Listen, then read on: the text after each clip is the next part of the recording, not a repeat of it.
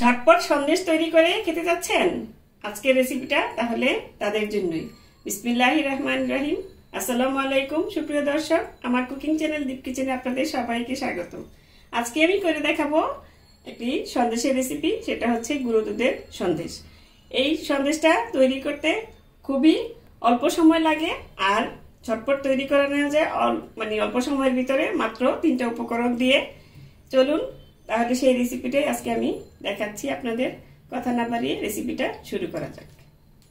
সন্দেশটা বানানোর জন্য এখানে আমি একটা পাত্র বসিয়ে নিয়েছি, সেখানে দিয়ে দিলাম 1 কাপ লিকুইড মিল্ক। এটা আগে থেকে জাল করা দুধটা আমি দিয়ে দিলাম, নর্মাল তাপমাত্রায় ছিল। এখন একটু দুধটা গরম হলেই আমি এখানে দিয়ে দিব 1.5 কাপ গুঁড়ো দুধ। এই গুঁড়ো দুধটা দিয়ে সন্দেশটা তৈরি করে নিব, কারণ সন্দেশটা খেতে খুবই মজা লাগে, খুবই ভালো হয় আর ঝটপট তৈরি করা যায়। একদম মেহমান বসিয়ে রেখে আপনি বানিয়ে খাওয়াতে পারবেন। এখন আমি এই গুঁড়ো দুধটা দিয়ে দিচ্ছি 1.5 কাপ। এখানে দিয়ে দিলাম 1.5 কাপ গুঁড়ো দুধ। আপনি 1 কাপ দিয়েও বানাতে পারবেন, সেক্ষেত্রে লিকুইড মিল্কটা একটু কমিয়ে দিলেই হবে। এখন দুধের সাথে ভালো মতন গুঁড়ো দুধটা মিক্স করে নিতে হবে, ভালো মতন যাতে দলা পেকে না যায়। এই দেখুন, এখন এই দুধটা ভালো মতন মিশিয়ে নিয়ে তারপর নেড়ে চেড়ে একটু ঘন করে নিতে হবে। এটা মাত্র 2-3টা উপকরণ দিয়ে তৈরি করা যায় আর খেতেও খুব সুস্বাদু হয়।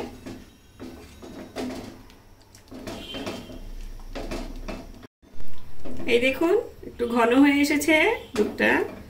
এখন এখানে আমি দিয়ে দিচ্ছি 1/3 কাপ চিনি। আপনারা এটা মিষ্টিটা আপনার যে যার স্বাদ মতো দিয়ে নেবেন। এখন অনবরত নেড়ে চেড়ে যেতে হবে মিশ্রণটা ঘন হওয়ার, মানে যতক্ষণ না ঘন হচ্ছে ঠিক মতন আপনার সন্দেশের বানানোর মতন হয়ে যাচ্ছে। এখন শুধু নেড়ে চেড়েই যেতে হবে। এখানে আপনারা এলাচ গুঁড়া দিতে পারেন, এলাচও দিতে পারেন, তবে আমি দেই না। আমার কাছে এই দুধের মানে ঘ্রাণটাই খুবই ভালো লাগে। এলাচের এটা ফ্লেভারটা আমার বাসায় বেশি পছন্দ করে না, সেই জন্য দিলাম না। আপনারা দিয়ে নিতে পারেন। এখন আমি এখানে একটু ফুড কালার দিয়ে নিয়েছি, অরেঞ্জ কালার। এটা অপশনাল, এটা আপনারা দিলে দিতেও পারেন, নইলে সাদাটাই ভালো লাগে। এখন এটা অনবরত নেড়ে চেড়ে আমি হুইস্ক নিয়ে নিয়েছি, যেহেতু নিচে লেগে যাচ্ছে সেই জন্য চুলার আঁচটা একদম কমিয়ে দিবেন, নইলে কিন্তু মিশ্রণটা আরো মানে কিরকম নিচে লেগে যাবে। দেখুন, এখন এখানে চুলাটা কমিয়ে আমি একটু দিয়ে দিব 1 টেবিল চামচ ঘি। এখানে আপনারা বাটারও দিতে পারেন, বাটার কিংবা ঘি, এটাই এই দুইটার একটা দিবেন। তেল কিন্তু দিবেন না, তাহলে কিন্তু সন্দেশের স্বাদ একদম মানে কি বলে নষ্ট হয়ে যাবে। এই দেখুন অনেকটাই ঘন হয়ে এসেছে। এখন আমি এটা নেড়ে চেড়ে এখন আমি হুইস্কটা রেখে তারপর আমি স্প্যাচুলা দিয়েই নেড়ে চেড়ে নিতে পারবো। এতক্ষণ আমি নিচে লেগে যাওয়ার ভয়ে এটা দিয়ে নেড়ে চেড়ে নিয়েছি। এই দেখুন হয়ে গিয়েছে। এখন চুলাটা কমিয়ে দিয়ে আমি স্প্যাচুলা দিয়ে নেড়ে চেড়ে নিব। এইটা দেখুন কত ঝটপট হয়ে গেল। মিশ্রণটা আরেকটু টানিয়ে নিব, তাহলেই হয়ে যাবে আমার গুঁড়া দুধের সন্দেশ। সন্দেশের মিশ্রণটা রেডি হয়ে যাবে। এই তো আর 2 মিনিট জাল দিলেই হয়ে যাবে। এই দেখুন মিশ্রণটা আমার হয়ে এসেছে, হয়ে গিয়েছে একদম। এই যে প্যান থেকে উঠে উঠে একদম একসঙ্গে দলা পেকে গেছে। এখন এটা আমি নামিয়ে সন্দেশ বানাবো। একটু ঠান্ডা করে নিব। ঠান্ডা করে আপনারা র্যাপিং পেপার দিয়ে মুড়িয়ে নিতে পারেন। আমি এভাবেই করব, কারণ অতটা অসুবিধা হয় না, একটু গরম গরম বানালেই হয়ে যাবে। এখন এটা চুলা অফ করে দিয়ে নামিয়ে নিচ্ছি।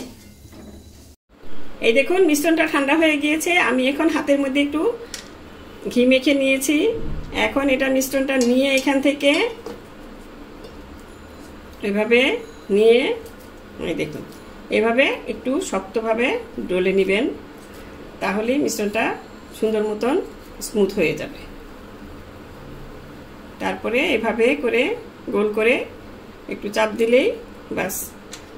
তারপরে এরকম একটা সাজ যদি বাসায় থাকে সেটা নিয়ে নেবেন, আর নইলে এটাতেও ডিজাইন করে এইভাবেও রাখা যায়। এবং এখন আস্তে হালকা হাতে একটু চাপ দিলেই এটা একটা এই যে সন্দেশের মানে ওই সাজের মতন পরিণত হয়ে গেল। খুব সুন্দর একটা মানে ডিজাইন হয়ে গেল।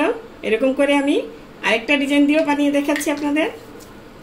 আমার বাসায় দুইটা ডিজাইন ছিল, আমি দুইটাই নিয়েছি।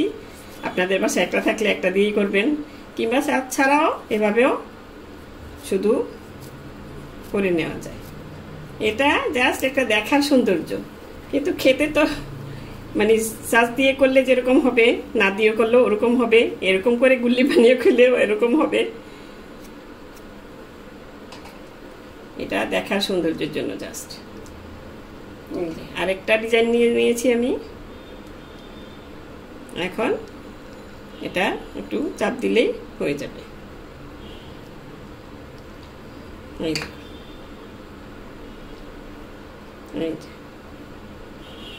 হয়ে গেল আরেকটা ডিজাইন। আমি এইভাবে সবগুলো বানিয়ে নিচ্ছি।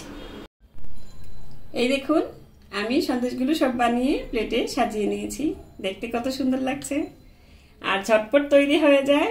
আর এই সন্দেশটা কিন্তু একটু মিষ্টি কমই ভালো লাগে, বেশি মিষ্টিটা মানে ভালো লাগে না।